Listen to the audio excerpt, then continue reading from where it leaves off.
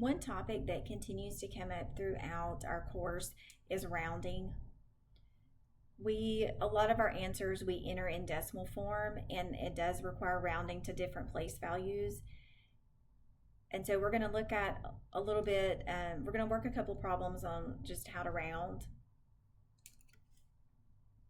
So the first one, for this course, you may run into rounding in the tens place or the hundredths place. So that's one thing to make sure that you're paying attention to the rounding directions when you're working these problems. But the first couple of examples, we're going to look at the tenths place. When you're rounding to the tenths place, you only want one number after the decimal. I think about it like 10 has 1 0. We only want one number after the decimal.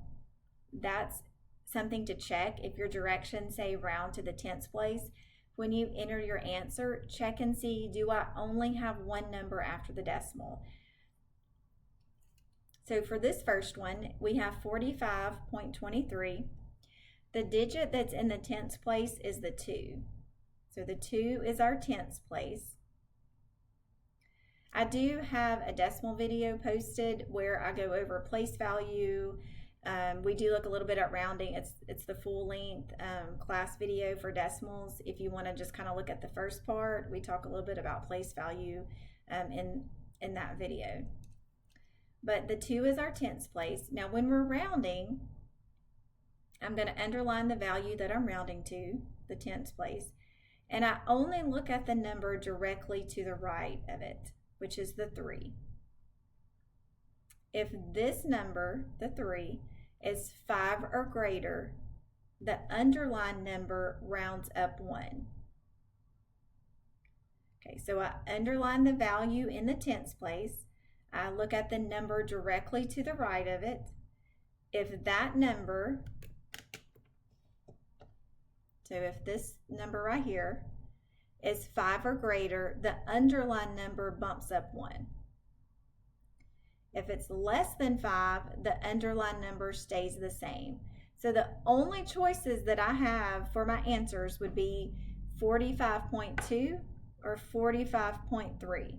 That's it. That's the only choices I have.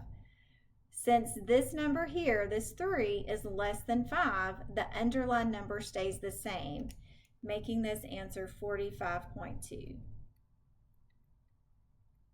Rounded to the tenths place. And the way that I check is I look and see how many numbers did I put after my decimal place. I only need one number because I'm rounding to the tenths place.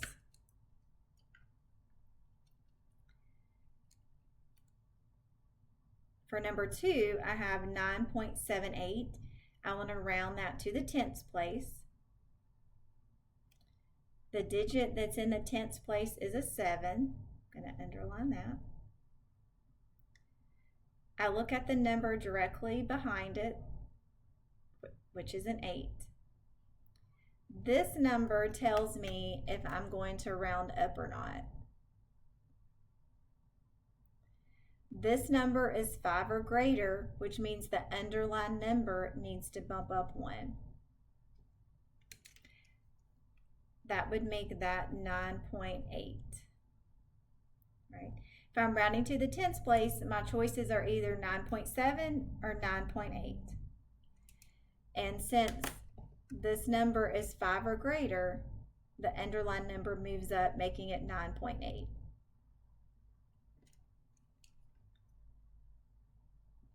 Number 3, I'm going to do the same thing. I'm going to underline the number in the tenths place, which is 2. Then I look at the number directly to the right of it. I don't worry about the other numbers. We don't look at those. It doesn't matter what those numbers are. I'm only concerned with the number right behind it, which is 7. This number is 5 or greater, so the underlined number bumps up 1, making that 0.3. Now, as far as my class goes, we can put 0.3 or we could say 0.3. It accepts either answer. As far as entering your answers for your assignments, you can add the 0 or not.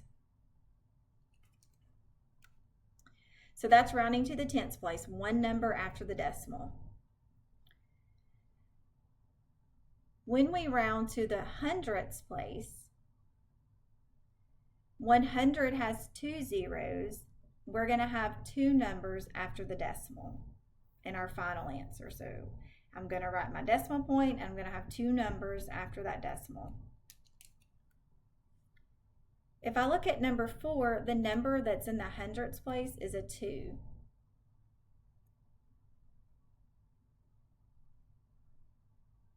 I look at the number directly to the right of it to decide if the 2 stays a 2 or the 2 has to bump up to a 3.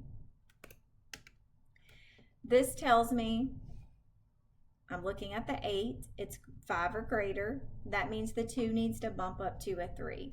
So everything before the 2 is the same.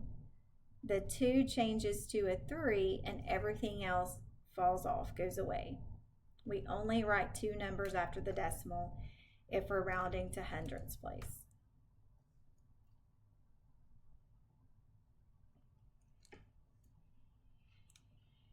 If I'm looking at number 5, 0.797, the 9 is the digit in the hundredths place. That's the one I underline. I look at the 7, and that tells me the 9 needs to bump up. 9 would bump up to 10. Okay, so when a 9 has to move up, these are the ones that can get a little bit tricky. Okay, so I know this 9 needs to bump up to 10. The 9 is going to become a 0. So I put a 0 in place of the 9. And then the number in front is going to bump up 1. So instead of a 7, that's going to make it an 8. And then I can just write everything else in the front. Okay. So if a 9 has to bump up to 10, I can't write 10 right in the spot of the 9. That means the one in front of it has to move up 1 and the 9 becomes a 0. So it's like we're adding the 1 from the 10 to the number in front. And then everything behind that 0 falls away.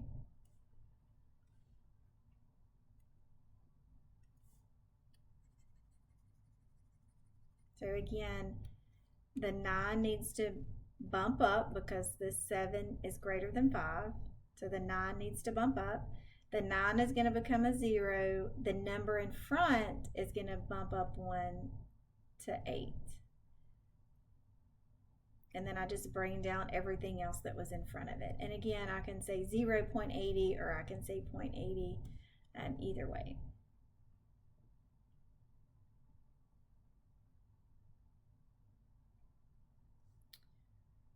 So for number 6, I have the same thing. I have a 9 in the hundredths place. But the number right behind it is a 2.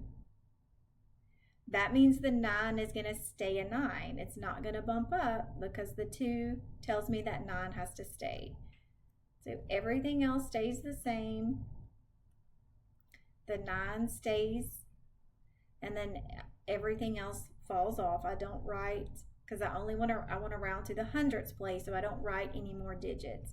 When I'm entering these answers, I'm looking at my directions. If it says round to hundredths place, I'm making sure I only have 2 numbers after that decimal.